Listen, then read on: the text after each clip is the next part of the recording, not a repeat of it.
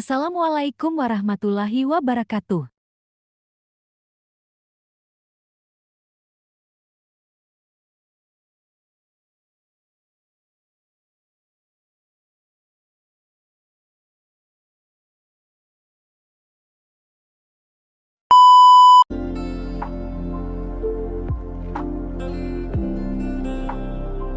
Kelompok 8. Ahmad Fazi Rizky, NIM 122090448. Bagas Ramadhan, NIM 1220950. Raihan Akbar, NIM 1220949.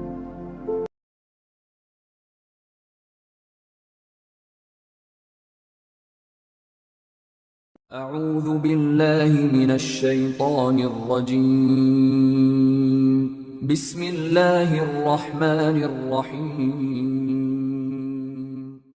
ألم يروا إلى الطير مسخرات في جو السماء ما يمسكهن إلا الله إن في ذلك لآيات لقوم يؤمنون.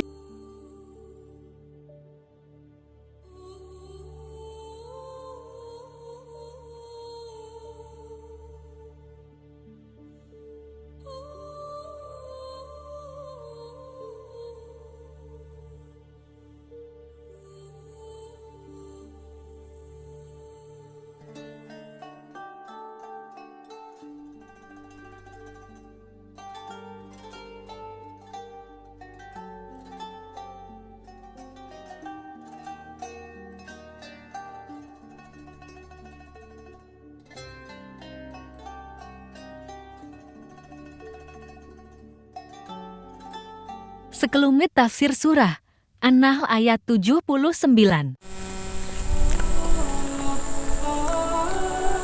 Syekh Abu Bakar Jabir Al-Jazairi di dalam karangan kitabnya Aisarut Tafasir, beliau menanggapi ayat 79 dari surah An-Nahl ini berangkat dari penggalan ayat musakhkharatin fi jawis sama, yang berarti yang tunduk.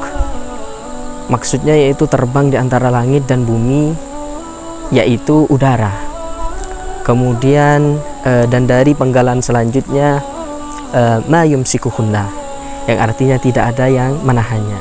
Maksud dari itu adalah tidak ada yang menahannya, tidak ada yang menahan burung itu agar tidak jatuh ketika ia melipat atau mengepakkan sayapnya, kecuali Allah Subhanahu wa Ta'ala dengan kekuasaan dan aturannya untuk seluruh makhluk ciptaannya.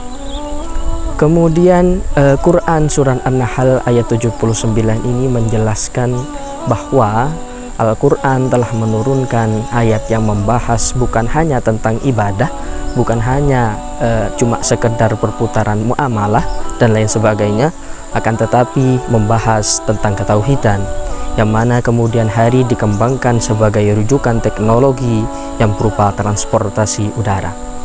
Allah Subhanahu wa Ta'ala telah menunjukkan kepada umat manusia ketika masa Nabi Sulaiman contohnya dengan sejadahnya yang dapat terbang, namun pada masa itu teknologi masih jauh dari peradaban. Setelah itu ayat demi ayat turun, salah satunya adalah Quran surah An-Nahl ayat 79 ini, yang isinya dan kandungan ayat tersebut adalah cukup unik, yaitu tentang burung, yang mana di situ burung ini bisa terbang melintasi ruang angkasa. Akan tetapi para sahabat menyikapi ayat ini tidak dengan upaya teknologi, karena dulu masih jauh dengan peradabannya. Para sahabat menanggapi ayat ini dengan sisi ketauhidan dan keimanan. Kemudian ketika masa kekhalifahan, contohnya kekhalifahan Islam di Bani Umayyah kedua memasuki Cordova, Andalusi, Spanyol, lahirlah ilmuwan muslim yang bernama Abbas bin Firnas. Beliaulah orang yang pertama membuat pesawat dengan rujukan Quran surah An-Nahl ayat 79 ini, meskipun tidak berbuah hasil yang tidak sempurna, akan tetapi tidak ada yang melanjutkan, tidak ada yang bisa melanjutkan jerih payah beliau.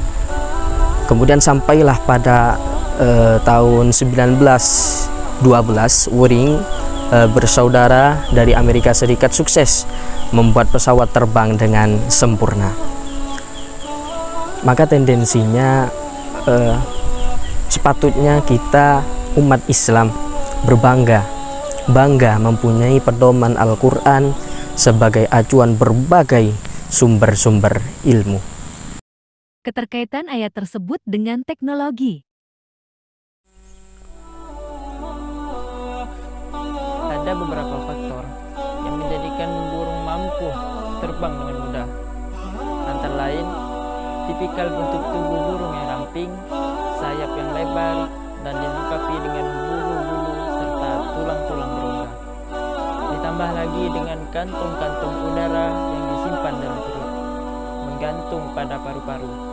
Kantong-kantong udara itu akan terisi udara secara otomatis pada saat burung mulai terbang, sehingga dengan demikian berat badan burung akan berkurang.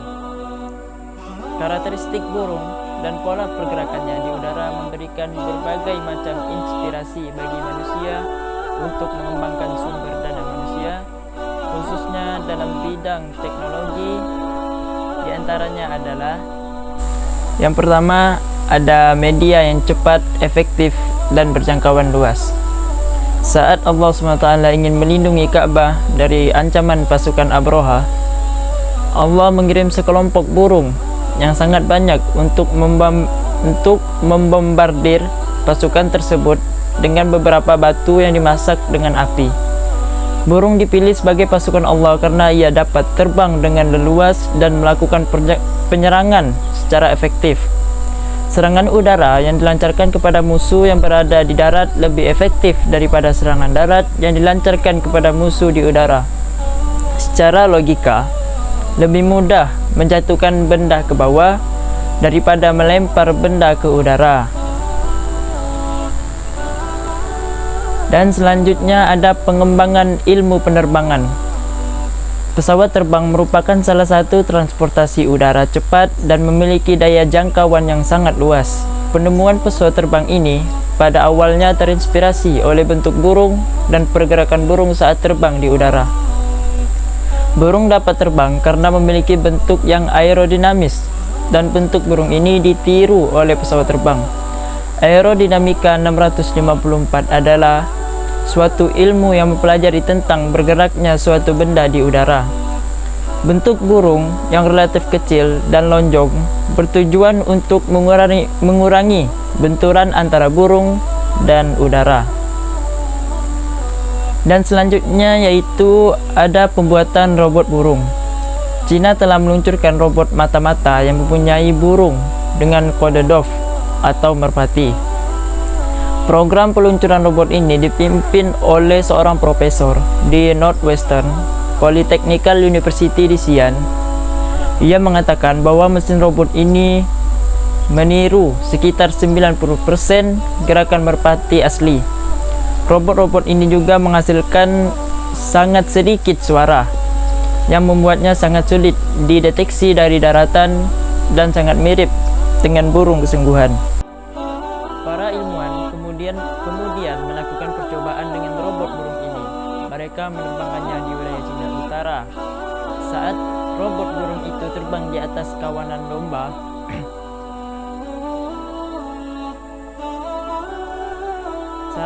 domba adalah salah satu hewan yang terkenal dengan indera pendengarannya yang tajam. Domba-domba itu sama sekali tidak memperhatikan robot burung yang terbang di atas. Meskipun teknologi ini masih dalam tahapan awal pengembangan, kemungkinan penggunaannya tidak hanya untuk polisi dan militer, tetapi juga di bidang tanggap darurat dan bantuan bencana dan perlindungan lingkungan. Hikmah mengetahui ayat ini. Pelajaran menarik tentang surah An-Nahl ayat 79.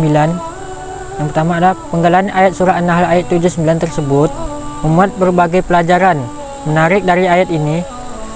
didapatkan kandungan hikmah mengetahui tafsir dan hubungan burung dengan teknologi pada Quran Surah An-Nahl ayat 79 di antaranya adalah salah satu dari beberapa hikmahnya adalah 1.